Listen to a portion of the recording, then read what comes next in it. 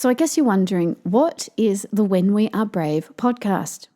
Well, my friends, the When We Are Brave podcast is a show full of conversations and stories with inspirational and amazing people on how they live their best and bravest life, sharing lots of tips and tricks and tools on how you too can live your best and bravest life, overcoming adversity, living with chronic illness, how you can help someone else, make a difference in your own life and in others' lives, and how you can feel empowered to live as your authentic self.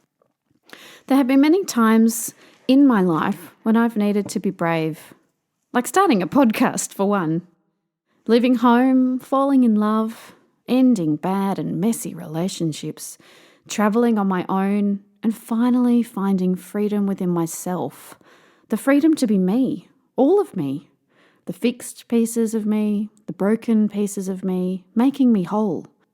And it is through my own belief in myself that I was able to get through Switzerland's largest ever natural disaster in the 1999 Swiss canyoning disaster, where 21 young people lost their lives. 5 of those 21 young people were my friends. My story is not too dissimilar to many other young people on a quest to find who they truly are. I was 17, and then it all came crashing down a few years later, on the 27th of July, 1999. I will never know why I was saved and why so many perished that day. But what I do know is that every day I try and live my best and bravest life. For many years I tried to live for those who died, make the most of every single day for them. But what I have learnt over the years is that I have to live my life for myself, take care of myself, and be my authentic self, so that I can live for them, so that I can live a big life, so that I can live a brave life. Bravery comes in so many forms. For some, just getting up every day is a form of bravery. And mothers giving birth, war heroes in the military. It's our everyday heroes who show immense strength and bravery, like our doctors and nurses currently fighting the COVID-19 crisis across the world. Our servicemen and women who are leaving the safety of their homes to help fight this invisible war. And it is these heroes who are showing true bravery. We all have to be brave in our life, and it is my strongest desire to share these stories of courage and bravery with you, my dear friends, here on the When We Are Brave podcast. But a little bit more about me, your host of the When We Are Brave podcast. I'm a mum of 2 and a wife. I'm the author of Brave Enough Now, an inspirational true story of self-discovery, survival and hope. It is my story of survival, but not just from the Swiss canyoning disaster, but how I went from little girl lost to lioness. I was a kid from the country, looking for the missing puzzle pieces of me. I never truly felt like I belonged, though I'm sure that everybody does at the age of 17. It's such a pivotal time in our lives as we take the next steps into early adulthood. It was then that my journey really began. And as I sat on the front veranda with a warm cup of tea in my hands and my mother by my side, I could never have imagined that my life would take the turn of events that it did, just like what is happening in our world right now.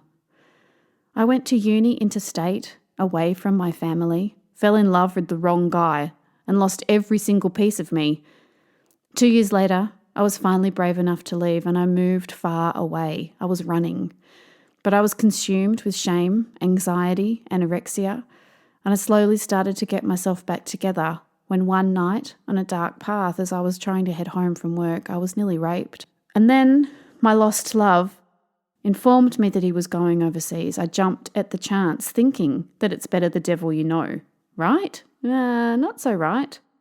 The same wheels started to turn again, and I finally left. Again, but this time for good. But I had many bad decisions under my belt by this stage, and I was now homeless and penniless. But you'll have to read the rest of the story to find out that one. I called home to my mum, and she came to my rescue again. And I booked a Kentucky tour. It changed my life forever. It was during the trip that I finally let my guards down and I began to create real connections. Friendships with individuals I still hold strong connections with to this day, including my best friend Cassandra. You'll hear more of her in an episode later on. She is awesome and amazing, kind and compassionate, and my kindred spirit. But it was these connections that helped me recover, and it's our connections that we have with each other during times of crisis, like this COVID-19 virus, where we really need to embrace each other and help each other, because there are going to be some tough days, and I know I certainly had tough days back then. The day that we went canyoning, we all knew that it would be so much fun. We were all living our best and bravest life.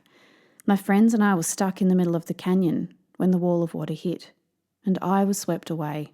At one point, I was pushed up into a boulder by a giant log. The water was lapping at my chin. It was flowing over 60 kilometres an hour. I was finally able to see through the thick mud that was now stuck in my eyes what I was amongst. There was logs and trees, branches flowing past me, but it was in that moment that I saw my life flash before my eyes. It was kind of like a series of snapshots. I saw moments of me being bullied as a child. I saw me feeling like I didn't belong in high school. And I saw how badly I'd been treated in that toxic relationship. And I saw the me that I was then. The me that felt whole. The me that had been accepted by others, but also by myself. Every single piece of me. And it was in that moment, to be that person, that I chose to stay alive. And I'm still that person to this day. You can hear more of my story in the prologue, which is in another episode of this podcast series. People often ask me, were you scared in the canyon? And my answer is no. My sole focus was on survival, but living every day and choosing life, now that is brave. We never know what is in front of us, just like being in the canyon, but we move forward in the best way that we can. And it is my mission in life to help others to feel empowered to live as their authentic self and living bravely every single day of their life in doing that, no matter what that looks like for them. My injuries from the disaster included broken bones, a damaged pancreas. I'm now type 1 diabetic on an insulin pump. I had PTSD and survivor's guilt. But through all of this, with the right help, I was able to watch a new day rise. And I did what I needed to do to stay alive and live my best life. Journaling was a huge part of my recovery, and it's what led me to writing my book, Brave Enough Now. And I am brave enough now.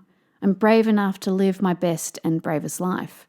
And there is nothing to hide sometimes in the written word while you're journaling. It can be so incredibly powerful.